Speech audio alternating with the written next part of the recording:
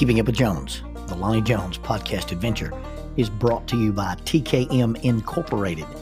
This company, located in Moss, Tennessee, specializes in erosion control, hydroseeding, hydromulch, silt fence.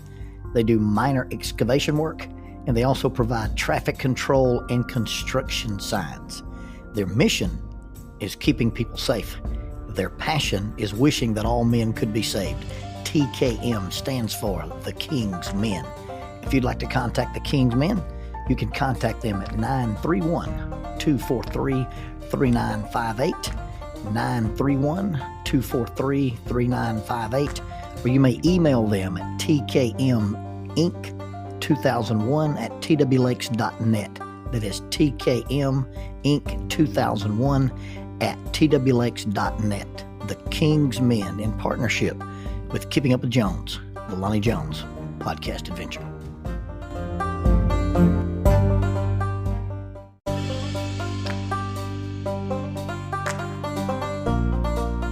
SJ&L General Contractor is a full construction company that primarily focuses on civil construction and asphalt sales in the Huntsville and Fayetteville regions. Services they provide include, but are not limited to, road construction, asphalt material, underground utilities, site work, and demolition. They employ heavy equipment operators, concrete finishers, pipe layers, and CDL dump truck drivers. If you would like for this company to work for you on your project, or if you'd like to work for them as an employee of this family-owned business, you can contact them at 931-433-4660. That is 931-433-4660, or 3W's and a dot, sjnl.com. That's www.sjnl.com. SJ&L General Contractor is a sponsor of Keeping Up with Jones, the Lonnie Jones podcast adventure.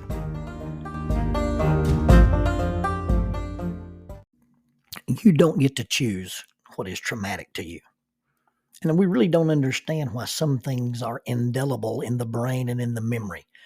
The things that I've experienced in a long career as a minister, the tragedies that I've attended, and the things that I've seen as a 30-year police chaplain, the things that I thought would keep me up at night and the things that I thought would disturb me do not, and the things that I was unprepared for disturbing me seem to bother me. They get me in my quiet moments, and I really don't know why those images or those experiences get locked into the trauma center of your brain. I have explained it before that an event linked with an emotion becomes a memory, and it may be the type or the intensity of the emotions that link things into our trauma wiring. As a little boy, there are things from my childhood that are linked with me. Unfortunately, the emotion that is linked with the experience is humor. Because when we were kids, some of the stuff that was on TV was not entertaining, but it was ridiculous. Ewell Theophilus Gibbons would stick his head out from behind a tree and say, "You ever eat a pine tree? Many parts of the pine tree are edible." And he was advertising for Post Cereal's Grapenuts. And he would begin to tout the properties of eating these naturally occurring foods, and that eating a grape nut reminded him of eating wild hickory nuts. Well, me and Bobby Phillips, for whatever reason, locked into this commercial, and we had hours of satirical fun. Bobby Phillips would yell, "Hey, Ewell, what you eating?" And then he'd stick his head out from behind a tree and in his best mountain man voice would say, "Pine cones." And we would spend countless parts of our days roaming through the woods, pretending to be a wild-eyed Ewell Gibbons and showing the television world all the things we could eat. From rabbit tobacco to cattails to pine bark to lizards. And we never actually ate those things, but we would pretend to do it. And whoever could come up with the most ridiculous rendition of the commercial won the comedy routine. And we laughed endlessly about those silly things. Second to the Ewell Gibbons eating pine cones routine was this over-dramatic commercial. It opens up and you can see a guy dressed in a karate gi, the kimono that they wear to do karate. and his hand, he doesn't show his face, but his hand is poised over a piece of wood that is suspended on two bricks, and it says, "In Japan, the hand can be used as a knife." Hi-ya! And the guy crashes down and breaks these two pieces of wood. And then the scene immediately changes, and it's the same karate sleeve and the same karate hand, and it's floating over a tomato. But this technique does not work with a tomato. And he smashes this tomato onto the table. And for whatever reason, if you're in the 7th or 8th grade, that is golden entertainment. And so they show this guy smashing a tomato. And I really think this is the inspiration for Gallagher's routine when he creates the sledge-o-matic. And he brings all these things out onto the table and smashes them with a sledgehammer. I think it starts with this guy smashing a tomato with his hand. And then they segue. That's why we choose to use the Ginsu. And then they start touting the properties of this samurai-like knife that has all the properties of Excalibur. It's this long-bladed, serrated-edged knife, and it says, "The Ginsu can cut through frozen food like a hot knife through butter. A Ginsu can cut this tin can and still slice this tomato. A Ginsu can cut a piece of bread so thin it only has one side." And then they show the Ginsu cutting a piece of wood. You can even chop wood with it. It shows this guy wearing this 2x4 out with a Ginsu. Well, that provided hours of entertainment, roaming through the woods with an old cheap machete that you buy at Walmart and talking about all the things you can cut with a Ginsu. I don't know why that stuck with me. I don't know why that's in my memory. When I see a knife, I think about Ginsus. And when I see a pine cone, I think about Yule Gibbons eating pine cones, especially Bobby Phillips's version of Yule Gibbons. Now, fast forward in my life. I'm living at Harding University. I'm in Searcy, Arkansas. And I've got a friend who's a girl. And I've preached at her church several times. And this is not Jackie. And one of the ladies at her church was an octogenarian, this little old lady, and she was friends with this girl's family. And so we would eat sometimes after church. I would preach there, and we'd go out and eat, and we would share some time together. This little lady, she felt bad about the suit that I wore to preach in. Now, I had a quote-unquote preaching suit, and in those days, you only ever preached in a suit and tie.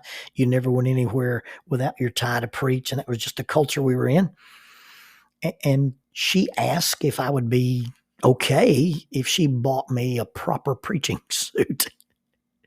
And I don't know if proper preaching suit meant she thought the suit I was wearing was improper, or she just wanted me to have a variety because maybe she'd seen me preach 4 or 5 times and it was always in the same suit.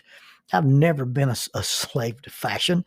I remember when I was recovering from my surgeries that Jackie had arranged for people to go with me or take me to my speaking engagements.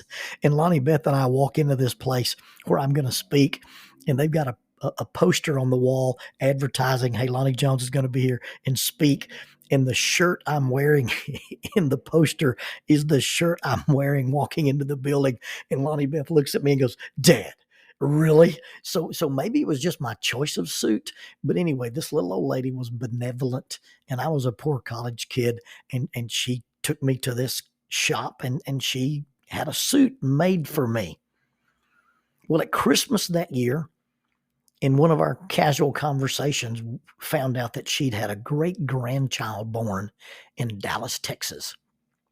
And at her age, she felt like she was not going to get to see this baby. Now, you got to remember, in these days, there's no Instagram, there's no Twitter, there's no Snapchat, there's no Facebook. I can't text you a picture. I got to take a picture with a Polaroid camera. I've got to have the picture developed, and I've got to mail it to you. You know, this baby be walking before this lady sees pictures of it. Well, she's desperately desiring to go to Texas. And because I'm loyal and because I had been honored and humbled by her exceedingly expensive gift in my mind of buying me a suit, I said, "Hey, if you want to go to Texas, I'll drive you to Texas. I'll drive you down there to see this baby." And so we planned this road trip, and I gave up part of my Christmas vacation to take this little lady to Dallas, Texas. And so we get in her car and we start driving out. Well, now the weather turns bad. The weather has been bad. Again, I don't have an app on a phone. I don't even have a phone with an app. I don't even have a phone. So we really don't know what we're driving into. But I remember getting on the bridge in Little Rock and traffic being really, really slow and actually traffic stopping. And I stepped out of the car and looked at the road conditions and realized we had a small, thin layer of ice forming, I think, it's the Arkansas River, I think, that flows through Little Rock. But there was ice on the bridge. And we made our way off the bridge and actually were driving into worse weather headed to Dallas. Well, we made it to Dallas and we were staying at a La Quinta Inn. Her cousins or her nephews or somebody owned this La Quinta, and I had a room and they had a room. And I remember watching on TV that night that there'd been a 50-car pileup on the bridge in Little Rock. And I think we might have been the last car to get off there before that thing happened. So here we are in Dallas, Texas on the aftermath of a snowstorm, and we're going to get this little lady in to see her great grandson. So the next morning we get up and we drive through, and there's snow on the side of the road. There's snow still piled up in the yards, and we get to this young couple's house who are the owners of the new great grandchild, and we realize their house doesn't have any power. They don't have any electricity. They can't access their TV. They can't cook any food. They can't warm any bottles, and they don't have any heat. And this couple, and I don't remember a lot about them, but they were probably millennials before millennials were cool, because they're just sitting in this cold house with no resources, and they're really not doing anything proactive about it. And so I began to try to be the problem solver. I'm going to be that guy who fixes this. And so I asked him, I said, you got any scrap lumber? You got any stuff you built? No, we don't have anything. What, there's not some place you can prowl around behind the neighborhood and find some branches, or I don't have an axe. I don't have a chainsaw. This guy has nothing. So they're in the room and trying to conserve, their heat with, things over the doors and stuff. And so I'm just kind of on my own recognizance, and I start prowling around. Well, I go outside and start looking, and piled up down the street are everybody's Christmas trees. Christmas trees, yes. You've got trees that have turpentine in them, and they've been in your house and they've dried out. Now, in America, we're the only people who take a tree full of turpentine, bring it into our house, let it dry out, and string cheap electric lights on it. My friend Brian Sterren once showed me a book, and it was entitled The Pop-Up Book of Phobias. What could possibly go wrong? Okay, so I've got this brittle, dried tree full of pine sap, and I'm going to string cheap electric lights on it. What could possibly go wrong? Well, there's these trees all over this neighborhood, and you got a perfect source of firewood, and they've got a fireplace. They're just not using it. So I go back in. I think, if I had just a knife the size of a Bowie knife, if I had a medium-sized knife, I could probably do something and help these kids start a fire in their house. And so I start prowling around their kitchen without their permission, and I open this drawer, and lo and behold, the angels begin to sing, because what's in this drawer? A Ginsu. Yes, the knife of my childhood dreams is lying here before me, and in Japan, the hands can be used as a knife. But the Ginsu is better. So I take this Ginsu, without their permission, by the way, and I go outside and I start going Teenage Mutant Ninja Turtle on the Christmas trees. And I cut the small limbs out for kindling, and I start working on the trunks of the trees. And in a very short time, I've created a nice little pile of firewood. I come hauling it in. They say, "How did you cut that wood up?" And I proudly look at them all and say, "With a Ginsu." And I build a fire and somewhat sort of save the day. Although a Christmas tree fire is very, very smoky, we still had heat in a place that had no heat. And here I was using a Ginsu knife, because in Japan, the hand can be used as a knife. Well, you shouldn't use it on a tomato, and you definitely shouldn't use it to cut up a Christmas tree. But the Ginsu saved the day. Dr. Douglas Tate at Alabama A&M University, when I was a grad student there, made this profound statement. He said, a problem can be defined as a lack of resources. And that imprinted on me. That's one of those things that you don't know why it stuck with you, but it stuck with me. And so when somebody comes to my office for an initial visit, and the conversation I have with them is, okay, where are you? And that could be in life. It could be in your marriage. It could be in dealing with anxiety. It could be in dealing with depression. It could be in coping with trauma. Where are you? Now, where would you like to be? Now, the gap between where you are and where you want to be, that gap can be filled with resources. What do you need to get there? And if you can define, hey, this is where you are and this is where you want to be, what am I missing to get me there? Is it education? Is it maturity? Is it social skills? Is it brain chemistry? Is it regulation of brain chemistry? Is it experience? Is it knowledge? Is it practice? And all of a sudden, problem solving becomes this very usable formula. Where are you? Where do you want to be? And what do you need to get there? And you can define any problem as a lack of resources.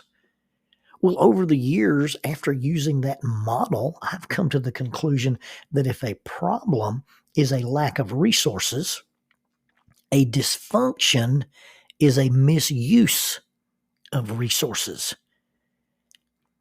or maybe even a failure to recognize resources is a misuse of them. And I think what happens when we get into situations and we're trying to solve a problem, or we're trying to get where we want to be, we tend to be too narrow in our thinking. You see, this young man didn't have any firewood, and he didn't have any firewood gathering tools. He didn't have a splitting maul. He didn't have an axe. He didn't have a saw. But he had wood, and he had a Ginsu. And although it's not traditional, although it's not the way you would normally gather firewood, although it was not ideal, neither was it unacceptable, because it cut the tree and the tree provided fuel for the fire. And I think sometimes we start waiting on the ideal job, when any job brings in money, and any job gives you experience, and any job gives you more qualifications. And I think sometimes we start looking at our resources and we don't either recognize our resources, or we don't want to use them because it's not the traditional way we would use them. But you think about all the people who have invented things and become millionaires, and they took something commonplace and they used it in an uncommon way. Whether it was a theory about the way things should work, or whether it was a theory about, hey, this will never work, the people who invent things have a unique way to apply the use of resources. And so when it comes to solving problems, number one, it's, do I recognize what resources I'm missing? And do I have a way to attach myself to those resources? And then number two, have I looked at my resources? Have I looked and said, hey, even though I don't have an axe, and even though I don't have a chainsaw, do I have something that I can use to cut wood, or can I use something to build a fire? And it may not be traditional firewood, and it may not be traditional wood tools. But I also heard one time that vision is the ability to see opportunity in the present circumstances. And so many times we get stuck in our problems, and it's not because we don't have the resources, but we don't have the vision to take advantage of the opportunities that are lying around in our kitchen drawers. Solving problems is not just about lacking resources, but recognizing resources. Vision is the ability to see resources in the present circumstances.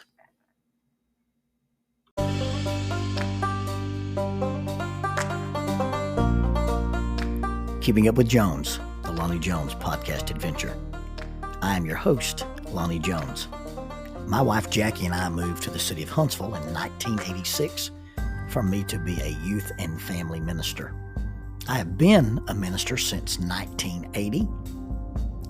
I have served in this community as a police chaplain assigned to a SWAT team since 1992, and I've been in private practice as a licensed professional counselor since 1998. I'm also an adventure educator and an avid outdoorsman.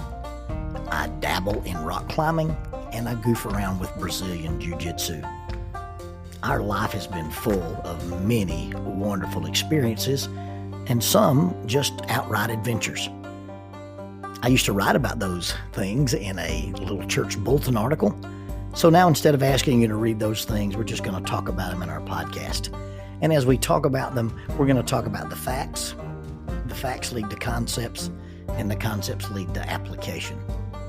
One caveat about the facts is, for the most part, we're going to tell you the facts just as they happened. But every now and then, we're going to tell you the way other people have told us they remember it happening, with a little bit of embellishment. It's all good, clean fun and for educational purposes. Thank you for listening, and we hope you enjoy Keeping Up with Jones.